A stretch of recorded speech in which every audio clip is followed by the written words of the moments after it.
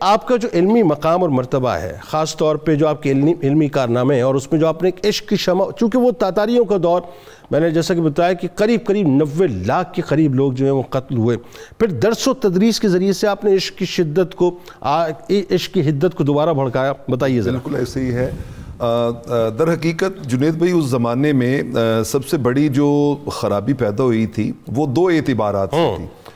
ایک تو امت مسلمہ پہ جو یونانی فلسفے کا حملہ تھا اور ہر چیز کو عقل کی بنیاد پہ پرکھا جانے لگا تھا، اور اس کے اندر سے وہ جو روح اور دل کی دنیا تھی اس کو بالکل ہی نیگیٹ کر دیا گیا تھا۔ ایک تو یہ بہت بڑا ایک فتنہ تھا معاشرے کے اندر کہ جس نے اسلام کی روح سے امت کا رشتہ کاٹ کے رکھ دیا تھا، درست۔ اور دوسرا وہ تاتاریوں کا بہت بڑا حملہ تھا۔ اچھا آپ دیکھیں کہ بڑے بڑے اولیاء کاملین صالحین بھی اس فتنے میں شہادت کے مقام پہ فائز ہوئے، اللہ اکبر۔ لیکن مولا روم رحمت اللہ تعالی علیہ وہ واحد ہستی ہیں جن کی وجہ سے رب ذوالجلال نے قونیہ کو ان کے فتنے سے محفوظ رکھا، واہ واہ واہ، ان کے فتنے سے محفوظ رکھا۔ کیا کہنا۔ اچھا علمی اعتبار سے آپ پیدائش سے لے کے وصال تک آپ کا تعلق تعلیم و تعلم سے ہی رہا ہے، کبھی علم ظاہر ہے تو کبھی علم باطن ہے، اور آپ نے کوئی ایک لمحہ بھی اپنا ضائع نہیں کیا۔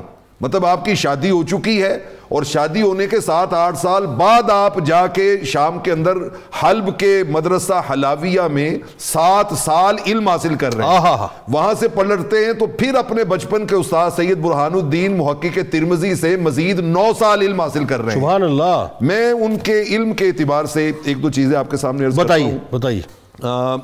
جب آپ کے والد گرامی بلخ سے ہجرت کر کے نیشا پور اور پھر بغداد اور پھر مکہ معظمہ سے ہوتے ہوئے بالآخر قونیہ میں پہنچے ہیں، تو اس پورے سفر میں اس خانوادے کا سب سے بڑا جو اثاثہ تھا وہ علمی ان کی لائبریری تھی کہ جو اس زمانے میں اتنی وسیع تھی کہ اسے 300 اونٹوں پہ لاد کے شفٹ کیا گیا۔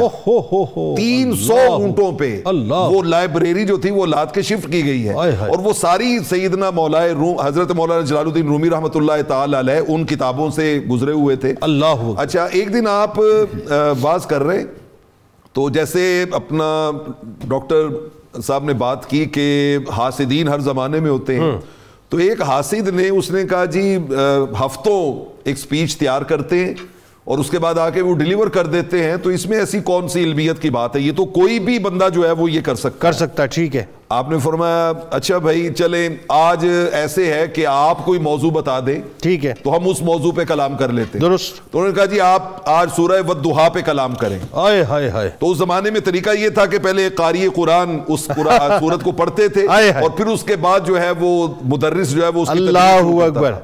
آپ نے سورہ والضحیٰ سنی اور مسکرائے، اور مسکرا کے آپ نے فرمایا کہ پوری سورت پہ تو کلام مشکل ہوگا، واو پہ کلام، آج ہم صرف اس کے پہلے حرف، لفظ نہیں، پہلے حرف واو پہ کلام کریں، اور آپ نے 6 گھنٹے اس واو پہ کلام کیا۔ اللہ۔ اس واو کا معنی کیا ہے، یہاں واو کیا کیا اسرار و رموز اپنے اندر لیے ہوئے موجود ہے۔ سبحان اللہ۔ وہ جو قرآن نے کہا وَلَا رَتْبٍ وَلَا يَابِسٍ إِلَّا فِي كِتَابٍ مُبِينٍ، اللہ، کہ اس کتاب روشن میں ہر رتب و یابس دنیا کی ہر چیز کو اللہ نے رکھ دیا ہے، تو ایک ایک حرف کے اندر معانی کے سمندر موجود ہے۔ بے شک۔